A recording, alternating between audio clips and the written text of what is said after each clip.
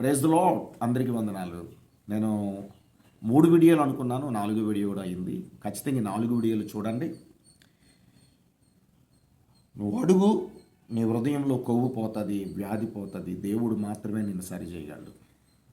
హల్లెలూయా. అయితే ఒక మాట ఉంది చూడండి. 2వ దినవృత్తాంతంలో హృదయం కోసమే 2వ దినవృత్తాంతంలో దేవునికి కానీ నువ్వు హృదయంలో చోటు ఇవ్వకపోతే ఏం జరుగుతుందో కొన్ని మాటలు. 2వ దినవృత్తాంతం 16వ అధ్యాయం పేజీ నెంబర్ చూస్తే మరి 371 పేజీ నెంబరు. 2వ దినవృత్తాంతంలో 16వ అధ్యాయం 9వ వచనం చదువుతున్నాను. తన ఎడల యథార్థ హృదయము గల వారిని బలపరచుటకై యెహోవా కనుదృష్టి లోకమంతటా సంచారించుచున్నది. నీ హృదయంలో వ్యాధి క్రొవ్వు ఉంది గనక నువ్వు దేవుడికి దూరంగా ఉన్నావు, సాతానికి దగ్గరగా ఉన్నావు, చండాలుడికి. నువ్వు దేవుడికి దగ్గర కావాలనుకుంటే మోకరించి దావీదు అడిగాడు కదా, ప్రభువా నా హృదయాన్ని శ్రద్ధాహృదయంగా చెయ్యి అని అడిగాడు కదా. అలా నువ్వు అడిగితే నీలో పాప హృదయము ఆ వ్యాధి కాలిపోయి బయటికి వెళ్ళిపోద్ది. దేవుడు నీకు నూతన హృదయం ఇస్తాడు. ఇదిగో తన యందు ఎలా ఉంది చూడండి. చూసారు, దేవుడు చూస్తున్నాడు ప్రతి ఒక్కరిని కూడా. తన ఎడల యథార్థ హృదయము గల వారిని, అంటే యథార్థ హృదయం అంటే ఈ గూడులో లోపటేమో పాపం అనే గూడులు ఉండకూడదు, పాపం అనే హృదయం ఉండకూడదు. యథార్థ హృదయం అంటే హృదయం అంతా ఖాళీ చేసేసుకొని ఆయన ఒక్కడనే, మొదటి యోహాను పత్రిక 4:4 లోకములో ఉన్నవాడి కన్నా నీలో ఉన్నవాడు గొప్పవాడు. ఆ గొప్పవాడికి నువ్వు స్థానం ఇస్తే నీ జీవితాంతం నీకు పక్కనే ఉంటాడు. నేను నడిపి 121వ కీర్తన చదువుకోండి. నీ కుడి పక్కనే ఉంటాడు, నీ రాకపోకలను కాపాడుతూ ఉంటాడు. నీ గుడారానికి ఎటువంటి తెగులు రాకుండా కాపాడుకుంటాడు. నీకు విరోధంగా రూపాన్ని ఆయుధము వర్ధిల్లకుండా చూసుకుంటాడు. నీ చుట్టూ దేవదూతలు ఉంచుతాడు. దేవుడికి స్తోత్రం. కనబడవయి నీ దగ్గరే ఉంటాయి. యథార్థ హృదయాన్ని కాపాడుతూ ఉంటాయి. ఖచ్చితంగా దేవుడికి స్తోత్రం. హల్లెలూయా. ఇక్కడ మరి మరొక మాట మీతో పంచుకోవాలని ఆశ కలిగి ఉన్నాను. ఆ కిందనే ఉంది చూడండి.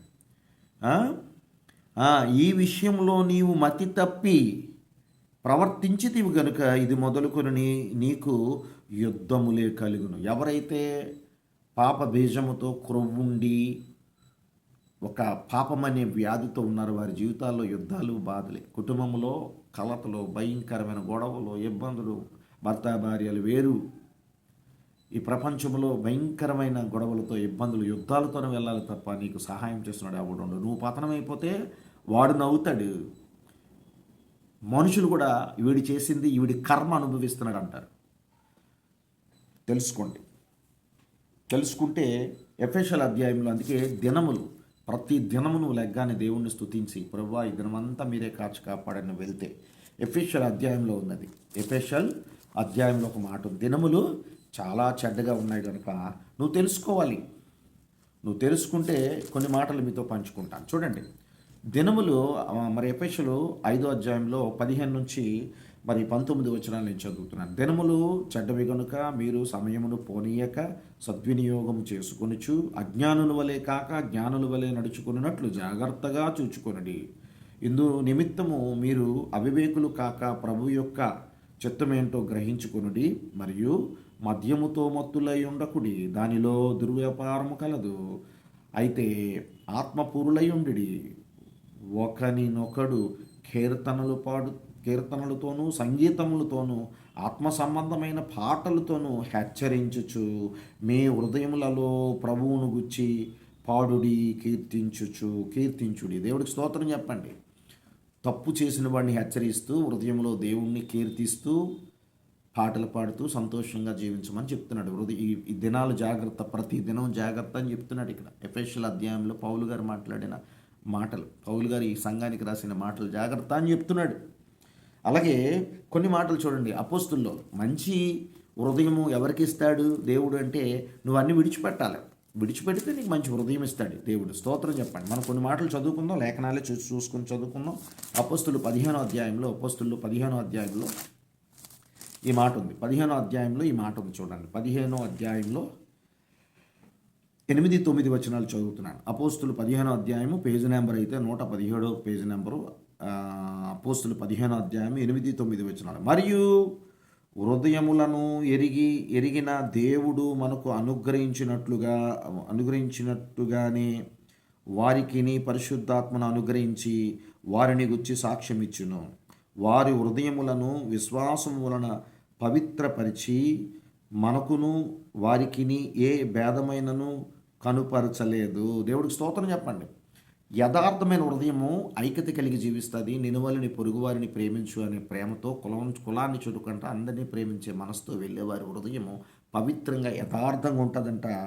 వాళ్ళు హృదయమే చూడండి మత్తయి సువార్త అలాంటి వారు దేవుణ్ణి చూస్తారంట. దేవుడికి స్తోత్రం చెప్పండి. హల్లెలూయా.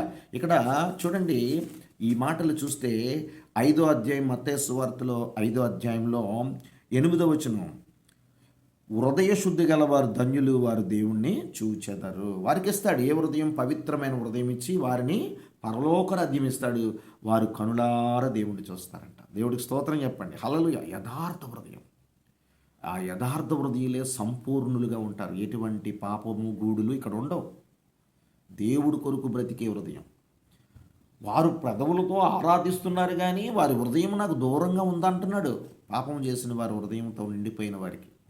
ఎవరైతే దేవుడు కొరకు బ్రతికి మోకాలేసి ప్రార్థన చేసి ప్రభువా నీ వాక్యం నా హృదయంలో ఉంచుకుంటా, 119వ కీర్తన ఈ మాట కూడా చదవండి. ఎవరైతే మరి దేవుణ్ణి స్తుతిస్తారో, ఎవరైతే దేవుని కొరకు బ్రతకాలనుకుంటున్నారో వారికి పరలోక భాగ్యం, వారికి దేవుణ్ణి చూసే భాగ్యం.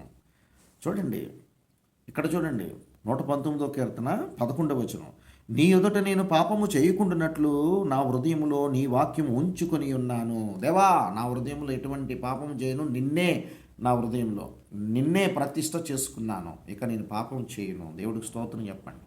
ఇలాంటి హృదయం కావాలి. ఇలాంటి హృదయంతో నింపబడు. అందుకే దేవుడు ఒక మాట చెప్తున్నాడు చూడండి 139వ కీర్తన 139వ కీర్తనలో 23, 24 వచనాలు. పేజీ నెంబర్ చూస్తే 525 పేజీ నెంబరు. 139వ కీర్తన 23, 24 వచనాలు చదువుతున్నాను. దేవా నన్ను పరిశోధించి నా హృదయమును తెలుసుకొనుము, నన్ను పరీక్షించి నా ఆలోచనలు తెలుసుకొనుము. నీకు ఆయాసకరమైన మార్గము నా యందు ఉన్నదేమో చూడుము. నిత్య మార్గమున నన్ను నడిపించు. దేవుడికి స్తోత్రం. నిత్య జీవం ఇచ్చే మార్గం కావాలి. నీ మార్గం నాకు కావాలి. నాలో ఎటమైనది ఏమైనా ఉన్నదేమో నువ్వు అడుగు. మోకాలేసి ఇంకా దేవుడిని ఎప్పుడైతే తెలుసుకున్నాం, దేవుడి బిడ్డలందరూ కూడా ఈ మాటలు వినాలి. బాప్టిషన్ తీసుకున్న బిడ్డలందరూ, సేవ చేస్తున్న బిడ్డలందరూ, సువార్త ప్రకటిస్తున్న బిడ్డలందరూ, వాక్యం చెప్తున్న సేవకులు అందరూ మీ హృదయంలో దేవుడు ఒక్కడే ఉంటే లోకాల డబ్బు పిచ్చి కానీ ఇంకేదైనా పిచ్చులు ఉన్నాయి ఈ లోకంలో ఏమి తీసుకెళ్ళవు కదా. అందుకే దేవుణ్ణి అడగాలి. నీకు ఆయాసకరమైన మార్గము నా యున్నది ఉందేమో చూడుము. నిత్య మార్గంలో నన్ను నడిపించు. నిత్య జీవం ఇచ్చే మార్గమే నాకు కావాలి. ఈ లోకంలో నాకేమీ వద్దంటున్నాడు కీర్తనకారుడు. దేవుడికి స్తోత్రం. అందుకే కొన్ని మాటలు ఇంకా అనేక రకాల హృదయాలు ఉన్నాయి. మనం తెలుసుకొని ముందుకు వెళదాం. అయితే ఈ మాటలు నేను స్పీడ్గా చదువుతున్నాను. అనేక రకాల హృదయాలు. తర్వాత మీరు ఈ వీడియో పూర్తిగా, ఈ 4 వీడియోలు కూడా పూర్తిగా బాధపరిచే హృదయాలు కొంతమందికి ఉన్నాయి. కించపరిచే హృదయాలు ఉన్నాయి. అసూయతో దూరపరిచే హృదయాలు ఉన్నాయి ఈ లోకంలో. మోసపరిచే హృదయాలు ఉన్నాయి ఈ లోకంలో. గయ్యాలతో గొడవలతో ఇబ్బందులు పెట్టే హృదయాలు ఈ లోకంలో ఉన్నాయి. అలాంటి వారు ఉన్నారా? ఉత్తినికి గయ్యాలు గొడవలాడుతూ ఒకరిని ఇబ్బంది పెట్టే హృదయాలు, ఎలాంటి హృదయాలు ఉన్నాయంట. ఇదిగో చూడండి. అందుకే దేవుడు మాట్లాడుతున్నాడు కనుక చాలామంది తెలుసుకోవాలి. ఏమండి? ఓర్పు లేని హృదయం అంటే వార్వలేని హృదయం, ఓర్పు లేని హృదయం ఉన్నదంట ఈ లోకంలో కొంతమందికి. కోపముతో రెచ్చిపోయిన హృదయాలు కొంతమంది ఉన్నారంట. కనికరము లేని హృదయాలు, ఏమండి కాని మాటలు మాట్లాడే హృదయాలు ఈ లోకంలో ఉన్నాయంట. ఏమండి చూడండి ఎంత ఘోరం అండి, ఘోరం. అబద్ధాలతో నిండిన హృదయాలు ఉన్నాయంట. అనుమానాలతో వేధించే హృదయాలు ఉన్నాయంటండి.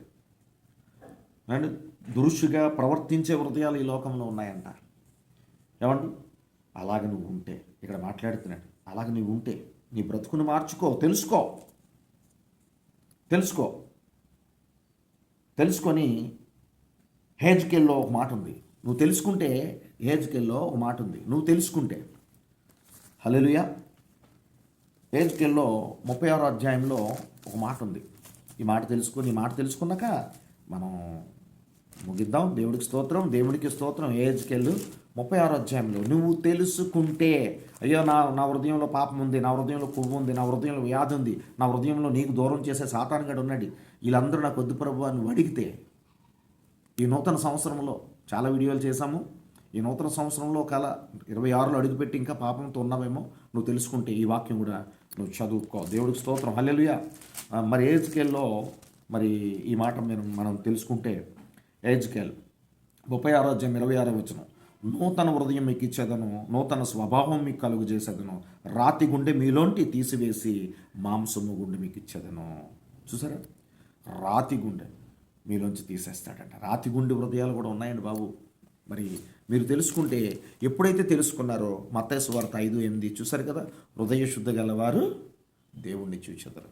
అలాంటి హృదయం మీకు ఉంటే, పాపిష్టి హృదయానికి దూరంగా ఉంటే, యథార్థమైన హృదయంతో మీరు నింపబడి దేవుణ్ణి మాత్రమే మీరు ఆరాధిస్తూ ముందుకు వెళ్ళి, ఎంతోమంది నశించిపోతున్నారు కనుక వారికి మంచి మాటలు చెప్పి దేవుడు మార్గంలో నడిపిస్తే, అమ్మా ఇది మతం కాదు, ఇది కులం కాదు తల్లి, మనసు మారడం తల్లి అని మనం ఎప్పుడైతే ఆ వ్యక్తులకు చెప్తున్నామో, వారు తెలుసుకొని దేవుడు మార్గంలోకి వస్తే ఖచ్చితంగా నువ్వు బ్లెస్ అవుతావు, వారు కూడా జీవితాలు బాగుంటే దేవుడు సంతోషపడతాడు, నువ్వు పరలోక రాజ్యాన్ని చూస్తావు.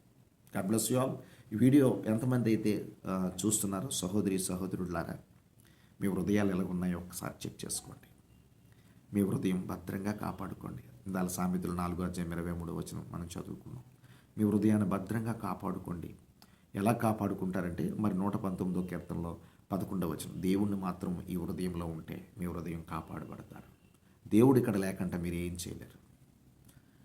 విశ్వాసం లేకుంటే దేవుడికి ఇష్టడై ఉండలేరు. విశ్వాసంతో దేవుణ్ణి మీ హృదయంలో పెట్టుకొని, ఆయన ఒక్కడే నన్ను నడిపించగలడు, ఆయన ఒక్కడే నన్ను మంచిగా మార్చగలడు, ఆయన ఒక్కడే ఈ లోకము అనే బానిస నుంచి, పాపము నుంచి, బాధల నుంచి, శ్రమల నుంచి, దుఃఖము నుంచి, శత్రువుల నుంచి, అన్నిటి నుంచి విడిపించే దేవుడు ఆయన ఒక్కడే నువ్వు తెలుసుకుంటే, సహోదరుడా, నీ హృదయం యథార్థమైన హృదయంతో నింపబడతావు. నూతన హృదయంతో దేవుణ్ణి ఆరాధించే భాగ్యం నీకు ఈ సంవత్సరమైనా వస్తుంది.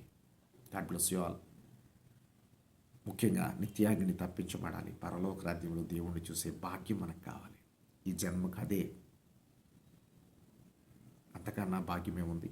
God bless you all. Praise the Lord. Next వీడియోలో మనం నెక్స్ట్ ఏదైనా సందర్భం, ఇంకా హృదయాల కోసం బోల్డ్ ఉన్నాయి, దేవుడి చిత్తం అయితే మాట్లాడతాను. God bless you all. మా కోసం, మా కుటుంబం కొరకు ప్రార్థన చేయండి.